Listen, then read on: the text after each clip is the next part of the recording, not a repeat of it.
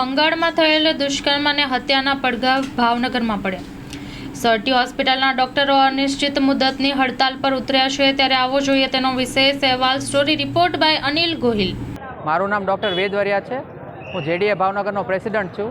આ RG Kar medical college waste બેંગલમાં જે ઘટના બની એની માટે અમે અહીંયા અનિશ્ચિત કાળ માટે સ્ટ્રાઇકને જાહેર કર્યું છે। આ સ્ટ્રાઇકમાં આપણી ઇમરજન્સી સેવાઓ નથી બંધ કરતા, બટ ઇમરજન્સી ના હોય એવી સેવા જેમ કે ઓપીડી છે, વોર્ડ છે, કે પછી ઓપરેશન હોય કે જેની અત્યારે જરૂર ના હોય એવા બધી જ વસ્તુઓ અમે બંધ કરી છે। જ્યારે ઇમરજન્સીવાળી બધી જ વસ્તુઓ અત્યારે ચાલુ છે। અમે વેસ્ટ બેંગાલના આરજીકર મેડિકલના રેસિડન્ટ ડૉક્ટરના સપોર્ટમાં છીએ। અમે કોઈ સરકારને કે એની અગેન્સ્ટમાં નથી, અમે એમના સપોર્ટ માટે અહીંયા સ્ટ્રાઇક કરીએ છીએ અને એ અનિશ્ચિત કાળ માટે રહેશે। જ્યાં સુધી તેમને કોઈ રિસ્પોન્સ નહીં મળે ત્યાં સુધી સ્ટ્રાઇક ચાલુ રહેશે। અત્યારે આપણે 400 થી 500 ડૉક્ટર જોડાણા છે। હા, બધા ભાવનગરના, બધા જ રેસિડન્ટ ડૉક્ટરો જોડાયેલા છે।